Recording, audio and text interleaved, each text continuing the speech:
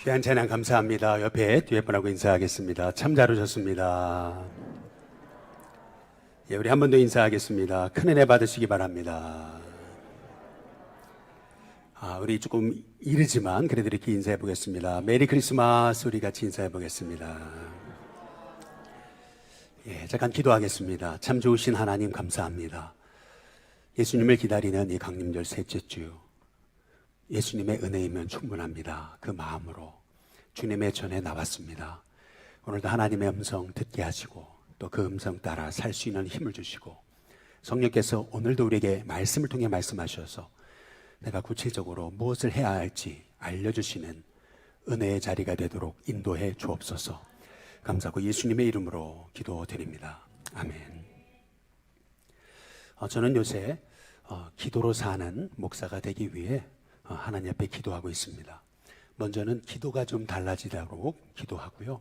또 기도가 깊이 있게 해달라고, 또 삶에 만나는 모든 일들, 또 사람, 사건, 계획 모든 것이 기도가 되게 해달라고 그렇게 하나님 앞에 기도하면서 순간순간, 전에는 잠깐 짬이 나면 핸드폰을 들어서 뉴스를 보거나 그랬는데, 요새는 조금이라도 짬이 나면 기도하려고 그렇게 애쓰고 있습니다. 기도하면서 하나님 주신 은혜는 마음에 평안이 온다라고 하는 겁니다. 목사라도 염려하니까 가슴이 턱턱 막혔거든요. 그런데 염려를 기도로 바꾸니까 마음이 이렇게 누그러집니다. 평안이 임하면서 평안 정도가 아니고 하나님이 이 어려움을 통해서도 일하시겠구나, 어려움이 기회가 되는 은혜로 보여지는 그러한 축복을 경험하게 됩니다. 쉽게 말하면 삶의 관점이 달라지더라라고 하는 얘기죠. 저는 우리 식구의 성도님들이 이제 기도로 사시기를 주님의 이름으로 축복합니다. 기도하니까 또 하나님 주신 은혜는 삶이 연결되더라라는 겁니다. 전에는 염려하다 보니까 열심히는 일을 하는데 늘 혼자다, 이제 이러한 외로움이 저도 모르게 제 마음을 엄습할 때가 많았는데, 요새는 기도하다 보니까 삶이 하나둘씩 사람들과 이렇게 연결되는 것을 그렇게 느껴요. 전에는 열심히 살면서도 늘 혼자다라고 하는 생각이 들 때가 많았는데, 지금은 하나님과 먼저 연결됐잖아요. 그러니까 또 사람과도 이렇게 연결됩니다. 사도행전에 보시면은 베드로와 고넬료는 서로 이렇게 연결될 수 없는 사람이었거든요. 베드로는 정통 유대인이고 고넬료는 로마 백부장 이방인이었던 거예요. 당시 유대인과 이방인이 어울려서 밥을 먹고 교제한다라고 하는 것은 있을 수 없는 일인데, 하나님께서 기도하던 베드로에게 환상을 보여주셔서 부정한 음식을 먹게 하시거든요. 못 먹습니다 그랬더니 하나님이 정결하게 하신 것을 부정하다 그러지 말아라. 근데 베드로가 이게 무슨 뜻일까 아주 궁금해하고 있는데, 고넬료도 기도하다가 베드로를 청해서 하나님 말씀을 받으라고 하는 음성을 듣고 자기 사람을 보냈거든요. 그 사환이 베드로가 기도하는 진문 앞에 딱 도달하게 됐을 때, 그때 베드로는 깨달아요. 하나님이 보여주신 환상이 이런 거였구나. 그래서 베드로와 고넬료는 서로 연결될 수 없는 그런 만남이었는데 하나님이 연결 지으세요. 그러면서 이탈리아의 군대, 이 백부장인 고넬료를 통해서 하나님은 아마도 로마에 복음이 증거되는 은혜를 허락하셨겠죠. 우리의 삶에도 하나님은 우리가 기도할 때 우리의 삶이 단절된 것이 아니고 많은 사람과, 먼저는 하나님과 연결되고, 그리고 여러분 이웃들과 연결되게 하시는 생각지 못한 만남의 은혜를 주실 줄로 믿습니다. 여러분의 자녀가 만남의 축복을 원하고 여러분이 만남의 축복을 원하신다면 이제 기도하시기를 주님의 이름으로 축복합니다. 특별히 누가 떠올라요? 그러면 기도부터 하세요. 판단하고 또 인간적으로 생각하고 하기 이전에 그냥 기도부터, 축복부터 하시는 거예요. 그러면 참 놀랍게도 하나님이 여러분의 마음을 누그러뜨리시고 또 이상한 만남, 생각지 못한 만남의 축복을 허락해 주시는 것을 믿으시기를 주님의 이름으로 축복합니다. 근데 기도하다 보니까 하나님이 또 어떤 은혜를 주시냐면 새로워지고 싶다라고 하는 갈망을 주세요. 그동안 기도하지 않았던 내용까지도 다시 기도하게 하시고, 그동안 그냥 이렇게 아무 생각 없이 지냈던 것들도 하나님이 하나둘씩 깨닫게 하시고 생각하게 하세요. 그 예로 여러분 한번 주보를 보세요. 주보를 보시면은 뭐 지난주 주보와 똑같습니다. 그런데 한번 주보를 보고 한번 일주일 동안 기도하시겠다는 마음으로 다시 한번 주보를 보세요. 그리고 하나둘씩 기도를 시작해 보세요. 이 주보 내용이 달라졌습니다. 전에는 구태의연한 거, 필요 없는 것들이 많았는데 이런 것들을 하나둘씩 하나님 정리하게 하시고 다시 꼭 우리 교회에 필요한 것들을 하나둘씩 하나님이 생각나게 하시고 보여주시더라고요. 똑같은 주보예요. 그런데 많이 달라졌을 겁니다. 여러분, 이게 기도의 은혜입니다. 기도하면 뭐 달라지는 게 있냐, 바뀌는 게 있냐, 사람들은 비아냥거리지만 아닙니다. 달라집니다. 뭐 똑같은 인생인 것 같은데 하나님이 저와 여러분에게 지혜를 주세요. 그리고 기도할 때 정말 새로워지고 싶다, 그러한 갈망을 주십니다. 모든 변화는요, 실은 간절함에서 시작되는 거예요. 지난 금요일도 함께 나누셨지만 겟세마네 동산에서의 제자의 기도, 그리고 마가다락방에서의 제자의 기도는 똑같아 보이지만 완전 차원이 다른 기도예요. 겟세마네 동산에서는 제자들은 한없이 졸았어요. 그런데 마가다락방에서는 제자들이 간절하게 기도하거든요. 저는 우리 신교회 성도님들에게 정말 새로워지고 싶다, 쓰임받고 싶다, 하나님의 복이 되고 싶다, 그러한 간절함이 여러분 심령 가운데 새롭게 부어지는 그런 성령의 역사가 있게 되시기를 주님의 이름으로 축복합니다. 고 이건희 회장이 핸드폰 화형식이라고 소위 그 멀쩡한 핸드폰을 수십만 개를 그냥 불태워버렸잖아요. 사람들이 저거 뭐 하는 짓이냐, 저거 아깝게, 다들 뒤에서 그렇게 수군댔어도 그들이 보지 못했던 건 뭐냐면 그분 안에 있었던 그 마음에 새로워지기 위한 간절한 열망, 이거 새로워지지 않으면 우리는 망할 수 있다 라고 하는 그러한 마음의 그 절박함, 이제 사람들이 그걸 모르는 거죠. 예수님이 예루살렘 성을 보시고 우시거든요. 왜 우실까? 제자들은 그 간절함을 몰랐어요. 성전에 들어갔더니 성전이 영혼 살리는 데는 관심 없고 완전히 강도의 서굴로 바뀌어졌잖아요. 예수님이 상을 뒤엎으시거든요. 그때 사람들이 아니 왜 저러지? 이제 이렇게 제자들이 예수님과 함께 성전 앞을 지나가는데 저것 좀 보시라고 막 그냥 뻐기면서 이게 정말 대단하지 않습니까? 이제 이랬더니 예수님이 뭐라 그러시냐면 저 성전도 돌 위에 돌 하나 남지 않고 다 무너질 거다. 아니 말도 안 되는 소리를 하시네.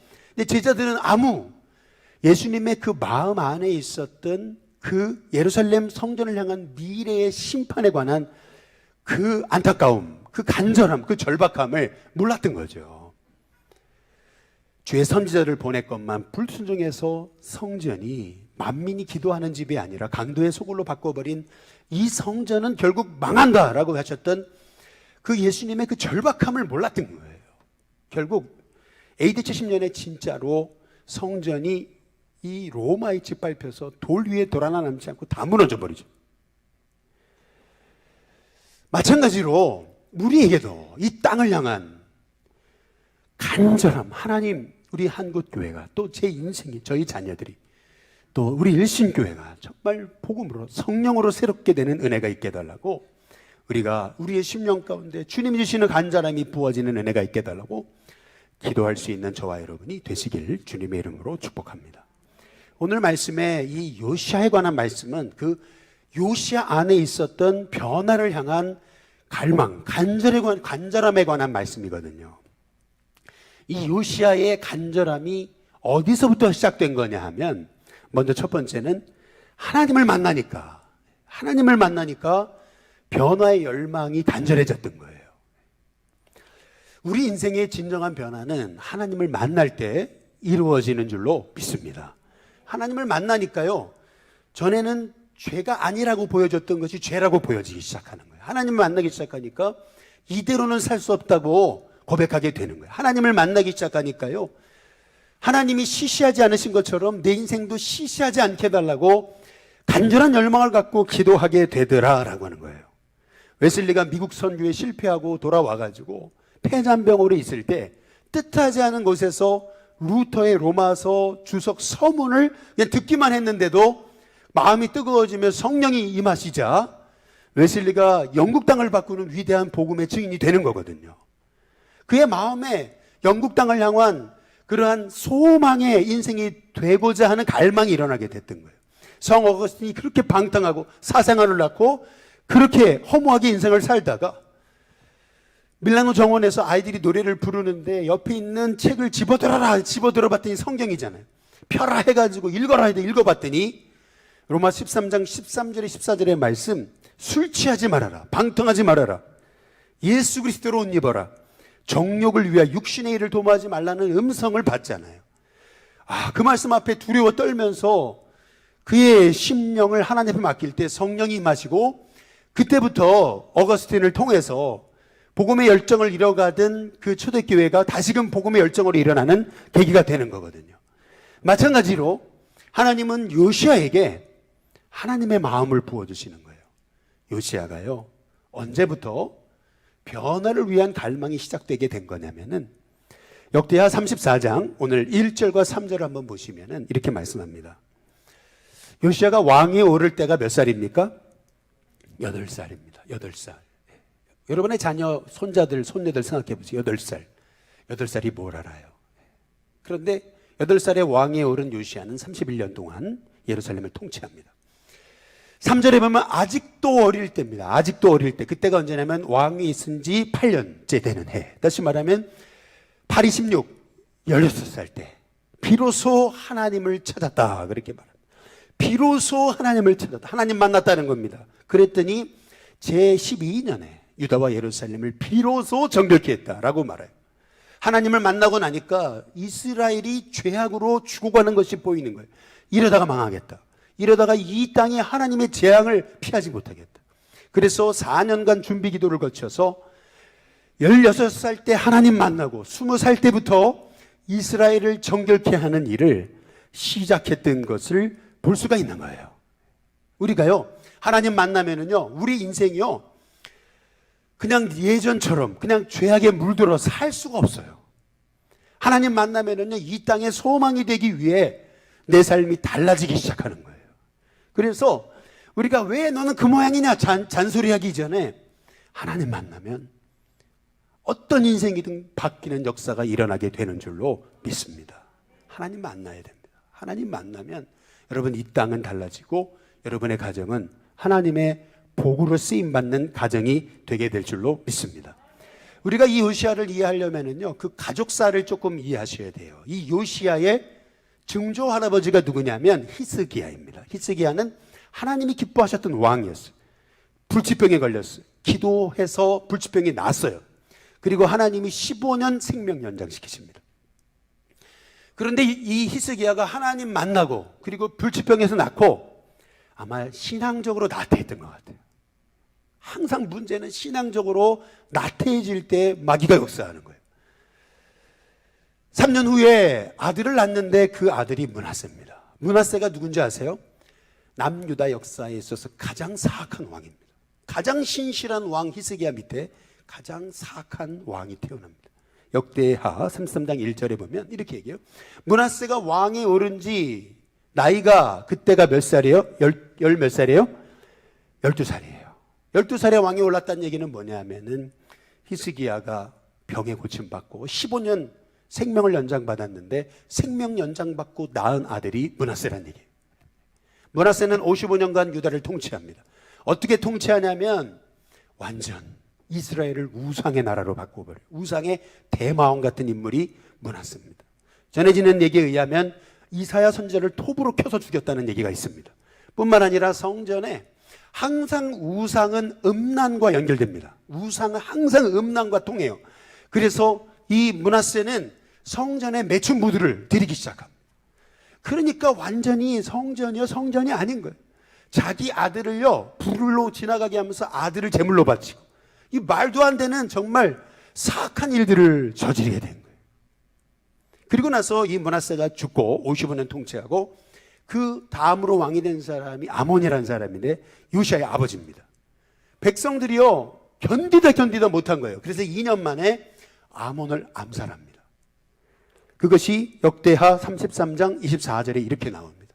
그의 신하가 반역해서 아몬 왕을 궁중에서 죽여버렸다라고 성경이 말하고 있어요. 57년간 영적 암흑기가 일어나니까 유다가 거의 망할 지경이 됐다. 백성들이 못 살겠다 그래가지고 저 왕의 놈을 죽여버려야 되겠다.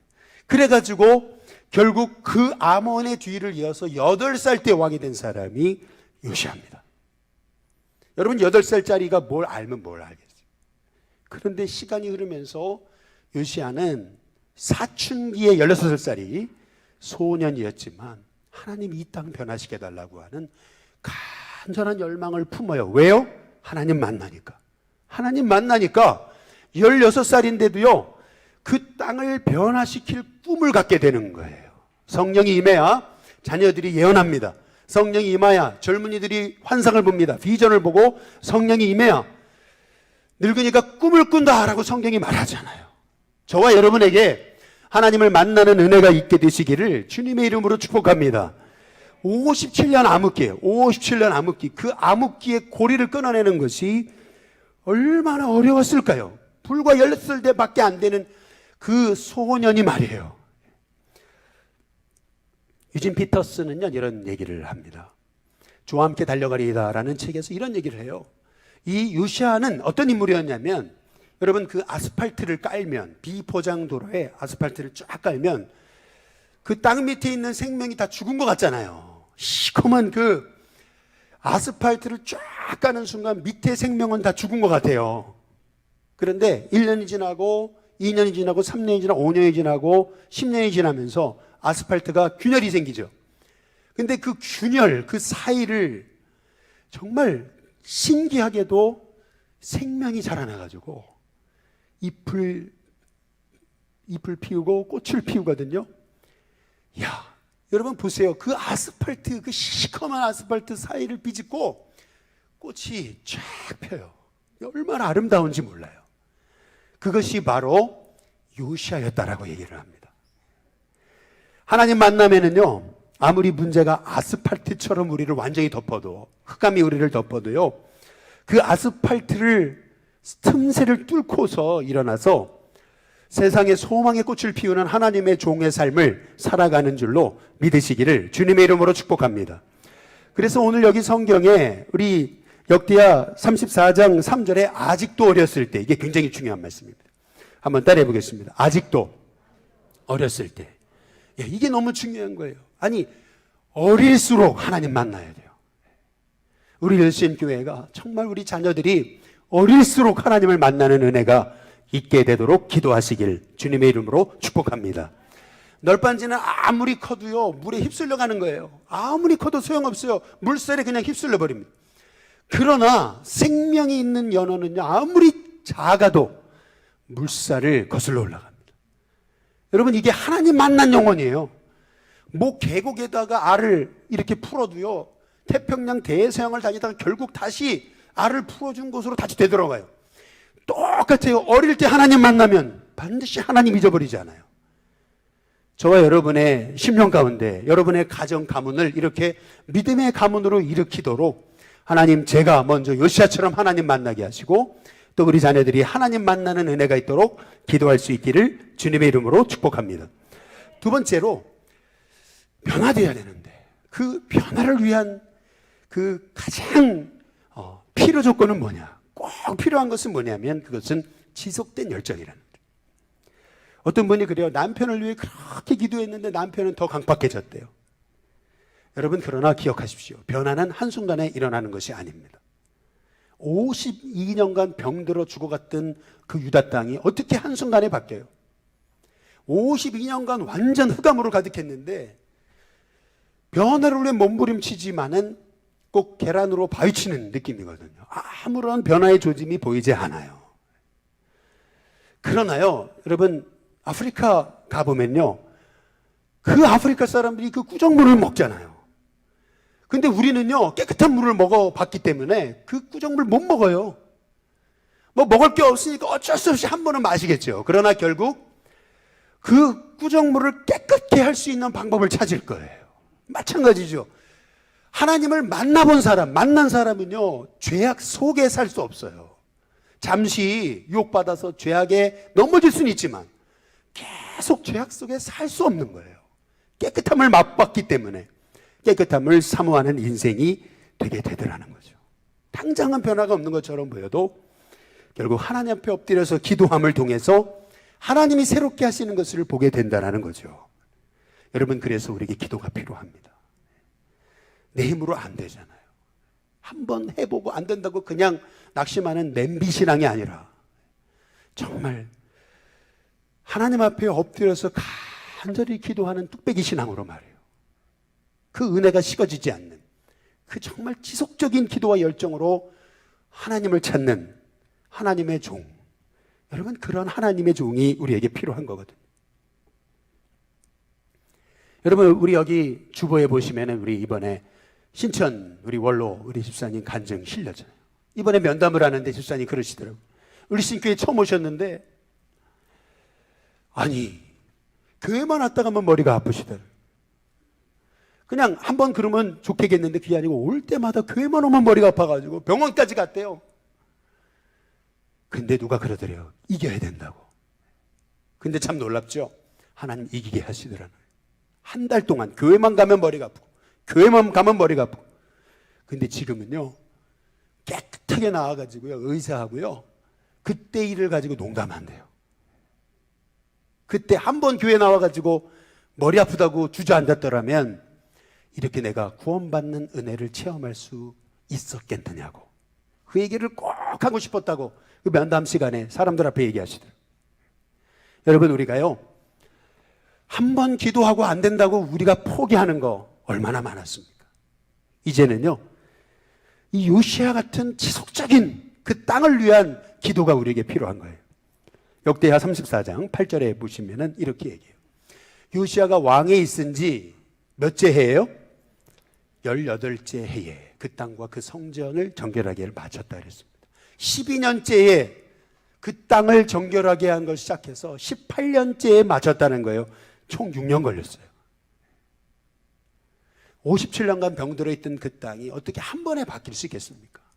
정확히 말하면요 요시야가 하나님을 만난 시점부터 4년 동안 준비 기도한 시점까지 이 모든 것을 포함하면은요 유다 땅이 정결하게 되기까지 10년 걸린 겁니다.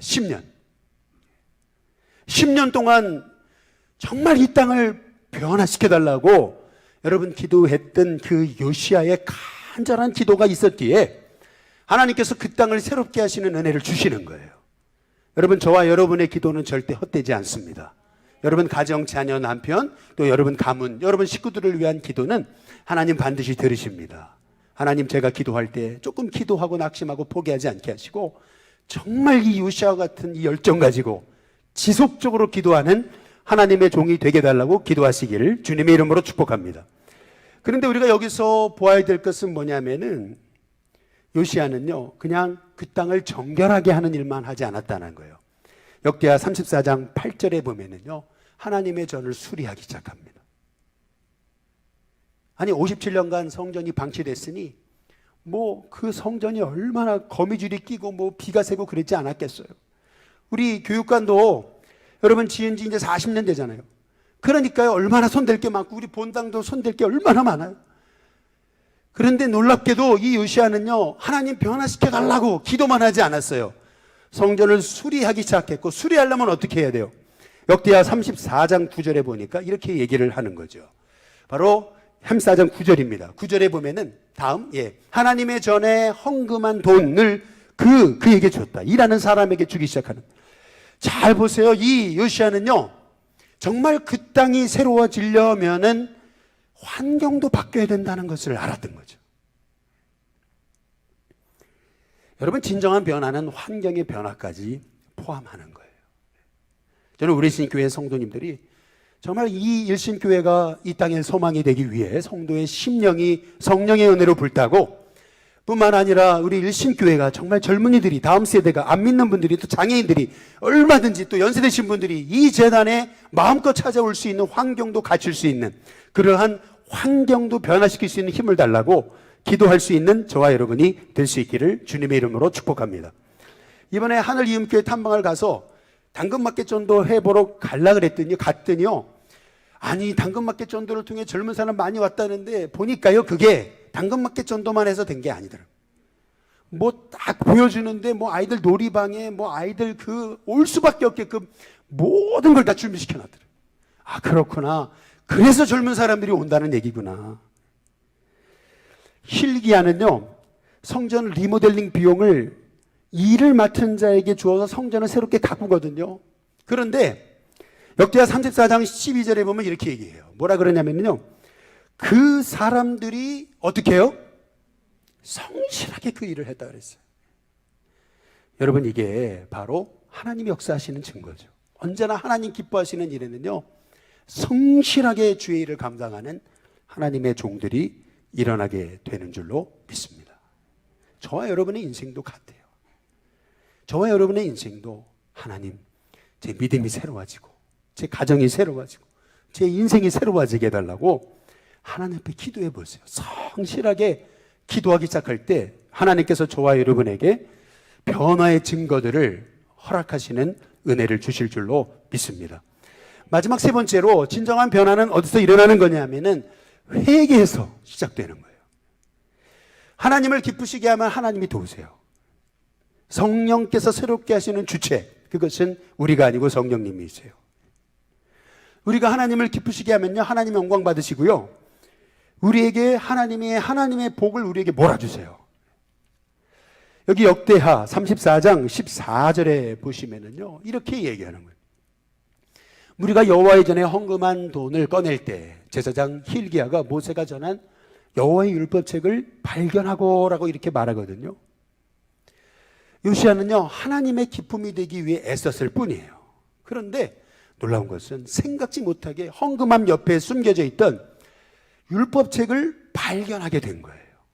이게 요시야가 계획한 게 아니에요. 제사장 힐기야가 계획한 게 아니에요.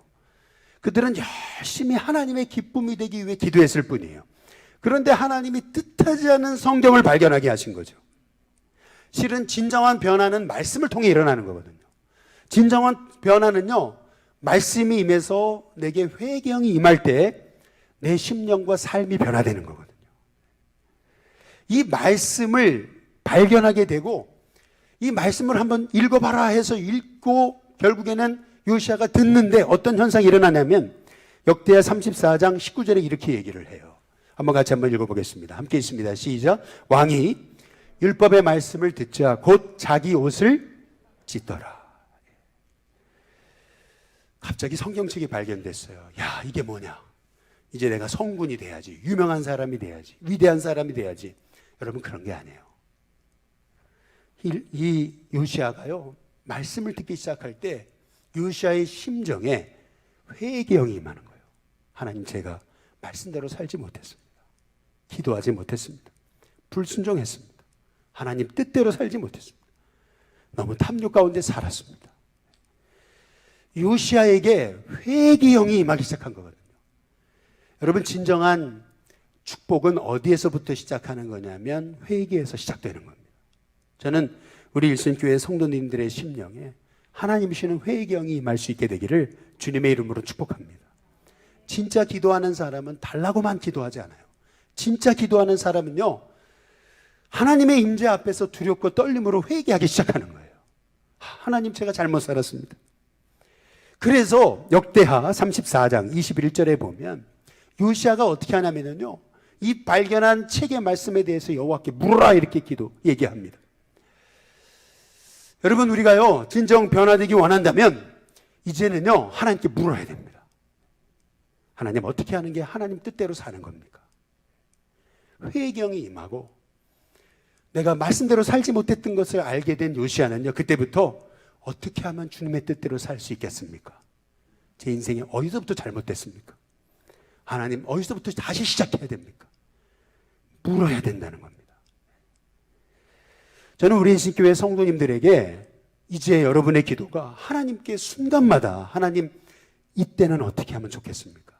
전에는 염려가 찾아오면 그냥 염려를 받아들이고 원망하고 불평했다면 이제는 문제가 찾아왔을 때 하나님 이때는 어떻게 하면 좋겠습니까? 하나님께 여쭈는 기도를 하나님 앞에 드리시기를 주님의 이름으로 축복합니다. 하나님은요, 회개의 영이 임했을 때 하나님 어떻게 하면 좋겠습니까? 이 여쭈는 기도를 너무 기뻐하세요. 우리 사역자들도 그냥 자기 뜻대로 일하는 사람하고 또 목사님 어떻게 하면 좋겠습니까? 이렇게 묻는 사람이 있잖아요. 여러분, 물어주면 얼마나 고마운지 모르잖아요. 물으면은요, 하나라도 더 알려주고 싶은 거 아니에요? 똑같아요. 하나님도요, 우리는 우리 마음대로 일을 다 해놓고 나중에는요, 하나님 축복 안 했다고 하나님께 원망하고 불평하잖아요. 묻지도 않아 놓고. 근데 우리 하나님은요, 물으라 그래요. 이제는 하나님께 이제 여러분의 기도가 하나님의 뜻이 무엇인지 여쭙는 기도가 될 수 있게 되기를 주님의 이름으로 축복합니다. 이제 어떻게 시작해야 될지 모르잖아요. 어떻게 다시 이 땅을 세워요? 어떻게 코로나 이후의 시기를 우리 일신교회가 여러분의 삶이 새롭게 시작할 수 있겠어요? 여쭤야죠. 하나님 어떻게 하면 좋겠습니까? 하나님 알려달라고 기도해야 되지 않겠어요? 10년간 그렇게 이 땅이 변화되게 해달라고 기도하면서 몸부림치고 왔는데 성전을 수리하려고 하다 보니까 갑자기 성경책이 발견되거든요. 회경임하면서 이 요시아가 했던 기도, 하나님 어떻게 하면 좋겠습니까? 어떻게 해야 됩니까? 알려달라고. 근데 놀랍게도요, 역대하 34장 27절에서 28절에 보면 이렇게 얘기합니다. 여선지 훌다를 통해 하나님이 음성 들려주시는데 이렇게 얘기해요. 내가 듣고 겸손하여 옷을 찢고 통곡하였으므로 나가 내 말을 들었다. 이렇게 말씀합니다. 그러면서 내가 이곳과 그 주민에게 내리는 모든 재앙을 네 눈으로는 보지 못할 거다. 여러분, 이 말이 뭐냐면요, 내가 이 땅을 향해 너 있을 동안에는 재앙을 안 내린다. 너 있을 동안에는 이 땅을 지켜준다. 여러분, 이게 얼마나 놀라운 말씀인 줄 아세요? 이미 유다는 하나님이 멸망하기로 작정한 나라예요. 그런데 요시아의 눈물의 기도를 받으신 하나님이 네 있을 때는 절대 재앙 안 일어난다. 내가 널 지켜준다. 여러분, 우리가 하나님 앞에 회개하며 기도하고 하나님의 뜻을 찾는 게 얼마나 중요한지 몰라요. 실은 새로워지고 싶다라고 하는 마음은 하나님이 주시는 마음이에요. 근데 문제는 이게 한순간에 안 바뀌거든요. 기도하면서 살고 싶었는데 한 주간 기도 못 하거든요. 맨날 염려하거든요. 나는 안 되는가 보다. 조금 해보고 절망하는 거예요. 그러나 우리 하나님께서 요시아를 통해 주시는 음성은 뭐냐면 꼭 계란으로 바위치기처럼 아무리 변화되지 않는 것처럼 보여도 낙심하지 말라는 거예요. 지속적인 열정을 가지고 끊임없이 기도해 보라는 거예요. 그러면요, 재앙의 주인공이 아니라 축복의 주인공이 된다고 말씀하고 계시는 거예요. 한번 생각해 보세요. 여러분의 신앙은 냄비 신앙이 아니었는지, 하나님 제가 뚝배기 같은 신앙이 되게 해달라고 기도할 수 있게 되기를 주님의 이름으로 축복합니다.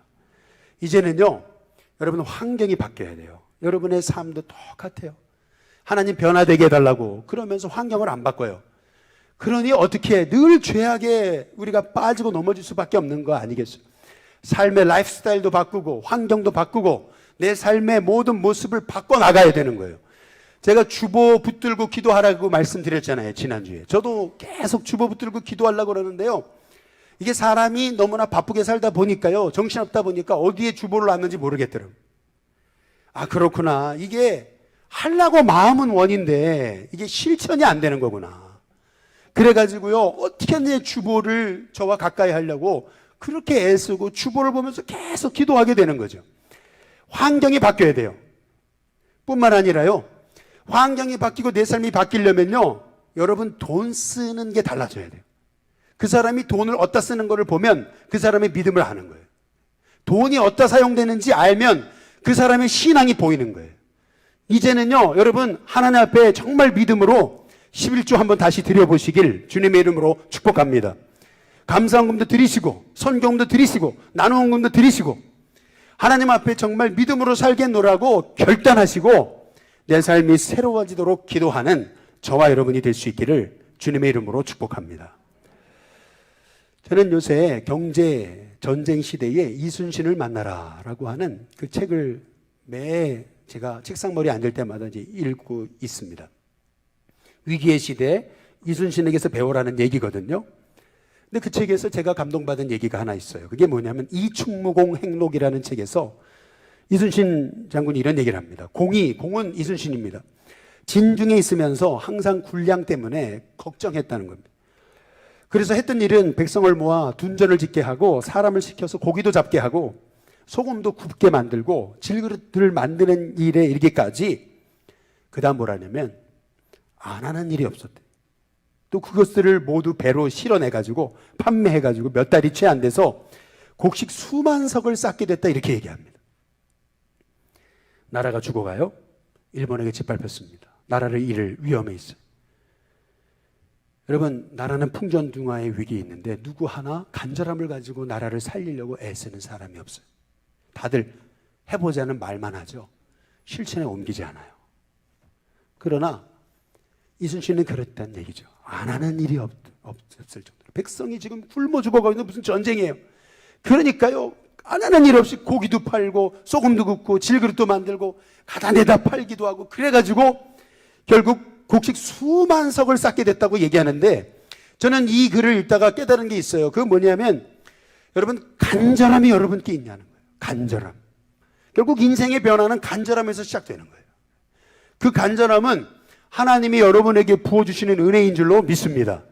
여러분에게 간절함이 일어나 여러분의 가정 삶, 또 이 땅, 우리 한국교회, 우리 일신교회가 정말 2022년 성령으로 새롭게, 그리고 2023년 성령으로 새롭게 복을 받는 은혜가 있게 되시기를 주님의 이름으로 축복합니다. 기도하겠습니다.